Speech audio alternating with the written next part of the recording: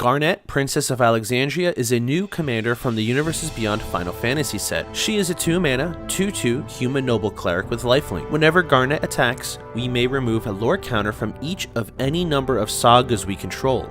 And if we do, we put a +1/+1 counter onto Garnet for each lore counter removed this way. This is incredibly powerful and a very interesting design space to explore. Sagas are a type of enchantment that have a unique design, both visually and functionally. They have several abilities that are separated into chapters. When they first enter, they get a lore counter placed on them, at which point it triggers chapter 1 of their abilities. After each of your draw steps, they will gain another lore counter and then proceed to the next chapter each time. Once they've reached their final chapter, after the chapter ability resolves, the permanent is sacrificed. This offers us a sequence of value that only lasts a short while. We've seen other saga-themed commanders in the form of Satsuki the Living Lore and Tom Bombadil, to varying levels of popularity and success. Garnet offers us a different approach to the traditional saga deck, in that we can allow lore counters to build up until we've hit a chapter that we want to hold steady at, and upon her attack, we can remove that lore counter from a saga so that the next time that saga gains a lore counter, that chapter we liked will trigger again. Saga abilities do not trigger when we decrease the lore counters to the previous chapter amount, but only when they gain the lore counters to the next chapter. Meanwhile, she does have lifelink, and will be swinging for quite a hefty amount of damage due to the accumulation of +1/+1 counters, making a commander damage victory plausible. That being said, we are on 19 sagas in this deck. As we go through them, I will make note of which chapters among these you may want to hold at to reuse during subsequent turns. To begin, we have also from the Final Fantasy set, the Summon creatures. These enchantment creatures are also sagas, and so if they do reach their final chapter, they will be sacrificed. They offer us value for our saga engine, as well as being sizable creatures on their own.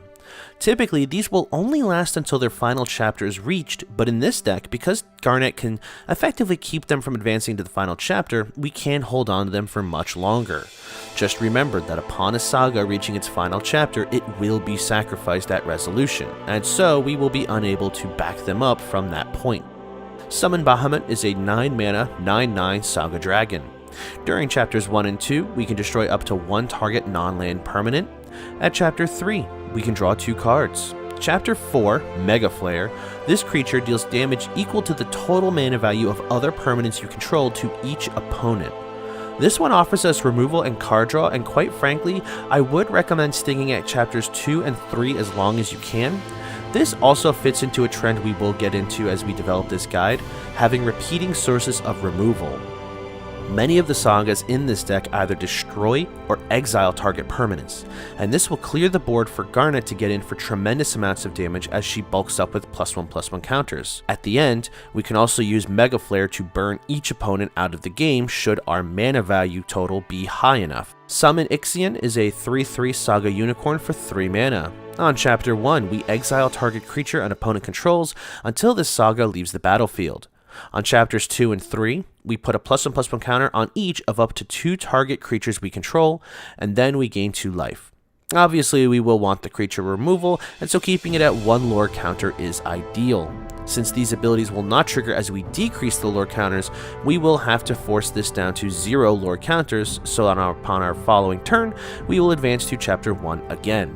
Summon Primal Garuda is a 4-mana saga harpy. The first chapter will deal 4 damage to a target tapped creature that an opponent controls. Chapters 2 and 3 give another target creature we control +1/+0 and fly until end of turn. This can be a great way to burn off creatures that have attacked us on previous turns. 4 damage will clear off most creatures early game, making for efficient removal. Summon Titan is a 5-mana 7/7 saga giant. On chapter 1, we will mill 5 cards. On chapter 2, we return all land cards from our graveyard to the battlefield tapped. Finally, on chapter 3 until the end of turn, another target creature you control gains trample and gains +X/+X, where X is the number of lands we control. This is a very aggressively costed 7/7 that will also synergize with the card that we'll be discussing shortly. We do have some graveyard reanimation to help us recur our sagas with later, so a good way to get them all into the graveyard is by milling them. We can also reanimate any fetch lands that make it to the graveyard with chapter 2, which is generally the one that I will repeat. Summon Yojimbo, a 5/5 saga samurai for 4. On Chapter 1, we exile target artifact, enchantment, or tapped creature an opponent controls. Chapters 2 and 3 prevent opponent's creatures from attacking us unless their controller pays 2 mana for each of those creatures. Chapter 4 creates X treasure tokens, where X is the number of opponents who control a creature with power 4 or greater. This one really does work on all chapters, giving us flexible removal on Chapter 1, protection with a ghostly prison effect on 2 and 3, and finally, some treasure generation on the final chapter. Again, I do prefer the removal, so I will generally keep this on 0 lore counters so we can repeat Chapter 1. Now then, we have several other sagas in the deck that are not part of the saga creature family. 9 of our non-creature sagas have removal-themed chapters, either by exiling individual target permanents or by doing a more widespread removal, as is such the case for Vault 75. We can let these build up their lore counters if some of their abilities are more relevant to certain board states, but I like the idea of beginning my turn by removing multiple problematic cards from the board, and then proceeding with the remainder of my turn. Cards like Trial of a Time Lord have several chapters that have the same removal effect, and so we can let those go for a few rounds before we remove a lore counter. Cards like Battle at the Hell Vault sometimes can be good to let reach their final chapter, as they will give us a huge creature token that will be incredibly difficult to remove. The most problematic but brutal of the sagas in this deck is Fall of the Thran. I'm normally not a fan of mass land destruction in decks, but this has such a lethal effect on the game that I would categorize this as a game changer in this build. 6 mana for a 3-chapter saga. Chapter 1, destroy all lands. Chapters 2 and 3 each allow a player to return 2 lands from their graveyard to the battlefield. And this is where the Titan we mentioned earlier comes into play, as we can return all of our lands to the battlefield each turn using the Titan, though they remain tapped. This can crush opponents' game plans, and considering that we swing in with Garnet to remove the first lore counter off of Fall of the Thran, so upon our next turn it will trigger again, giving us another mass land destruction effect. Now, before we go grabbing the torches and pitchforks, I do believe this deck can utilize this as a flex slot in some ways. If your playgroup has said that they don't want to deal with mass land destruction, which is understandable and valid, especially after the first time the sequence plays out, I do have a suggestion to provide more value instead. Femaref Enchantress is a 2-mana 1/2 creature that, whenever an enchantment is put into a graveyard from play, we draw a card. We are more than able to let our sagas to hit their final chapter and sacrifice themselves. This will provide us with more card draw upon that happening, and this also triggers upon opponents' enchantments going to the graveyard as well. This will lead us into the next section. Our card draw engine is heavily supplemented by the Enchantress engine.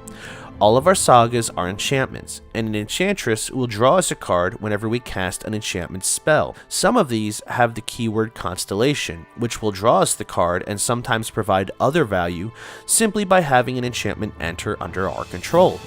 This will ensure that we always have a healthy supply of card draw to keep our hand full and our game progressing. Now, since we're running enchantment cards that may head to the graveyard on their own, we do run several ways to bring them back to the battlefield so we do not lose access to their value. This can be achieved either by reanimating them from the graveyard or by making token copies of them. Calyx, Guided by Fate, gives a +1/+1 counter to a target creature whenever he or another enchantment enters under our control. Whenever he or an enchanted creature deals combat damage to a player, we may create a token that's a copy of a non-legendary enchantment we control, though we may only do this once per turn. We can make token copies of any of our enchantments and begin their chapter cycle once again, which can exasperate our board state so that our opponents will have to deal with extra copies of our cards. Ondu Spirit Dancer creates a token copy of an enchantment as it enters, though this only triggers once per turn. Combine this with Calyx's ability and we create a token copy of an enchantment off of Calyx's ability, and then make a token copy of the token off of the Spirit Dancer. Satsuki the Living Lore allows us to add a lore counter to each saga we control, which will then advance their stories and trigger their abilities. This ability is best used rather conservatively, as it is hard to back up lore counters more than once per turn with Garnet. Finally, when Satsuki dies, we can either bounce the target's saga or enchantment we control to our hand, or return target saga from our graveyard to our hand. Yenna, Red Tooth Regent, has an ability where for 2 mana, tapping her, we can choose a target enchantment we control that does not have the same name as another permanent we control. We then create a token that's a copy of it, except it isn't legendary. This is a little bit more restrictive a way to create token copies of our sagas, though she is great to start off the copy sequence by making the token copy first, and then copy it using the other methods. Yuna, Hope of Spira, gives herself and enchantment creatures we control Trample, Lifelink, and Ward 2, meaning any spell or ability controlled by an opponent that targets one of these cards will be countered unless its controller pays an additional 2 mana. At the beginning of our end step, we return up to 1 target enchantment card from our graveyard to the battlefield with a finality counter. If a card with a finality counter would be put into a graveyard from the battlefield, exile it instead. I actually like how Yuna synergizes here. She gives tremendous protection to opponents' spells, and having a repeated reanimation ability means that we can use our cards, they can go to the graveyard, and then they can simply come back using Yuna's ability. Starfield of Nyx is a classic from enchantment decks, giving us an upkeep trigger that returns a target enchantment from our graveyard to the battlefield. What's more, as long as we control 5 or more enchantments, a very easy feat for this deck, each non-aura enchantment we control becomes a creature in addition to its other types, and has base power and toughness equal to their mana value. This reanimates our enchantments and allows us to return our fallen sagas to the battlefield for more shenanigans. Now, this deck can be somewhat reliant on having its commander out to win. We want Garnet to be in play in order to manipulate our lore counters, but because she has no inherent protection, she is still susceptible to removal. Hence why I've opted to run Lightning Greaves to give her some Shroud and Haste, and giving her some solid defense against targeted removal. The Ozolith is good to have out in the event that she is removed from the field, as all of her +1/+1 counters can be stored on the Ozolith until the next time she returns. This could, in theory, also move the lore counters from our Saga creatures onto the Ozolith. But the downside to this is that it makes you speedrun the Sagas, which we don't want. Instead, we can simply put all of those lore counters onto Garnet, if need be, even if they do not functionally do anything.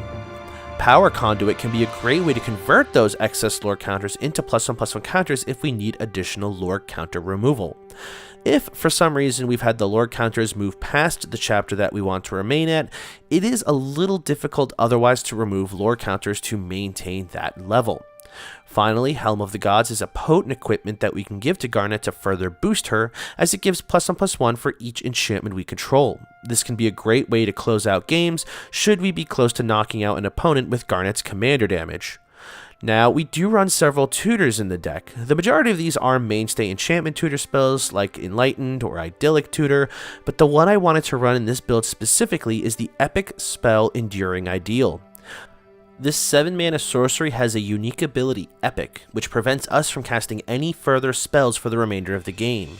In exchange, at the beginning of each of our upkeeps, we copy the spell's other ability, which allows us to search our library for an enchantment card and put that card into play. If we have our engines online and our game plan has gone well so far, this may be a greater option to bring out the exact card for our game plan. Now, for the full deck list, I will include a link to the Moxfield page with the complete list of this deck. I think Garnet provides a fun challenge to build around, utilizing a deck type that I don't think has had much representation in the format prior. Sagas are a bit of a tricky card type to work with given their temporary nature.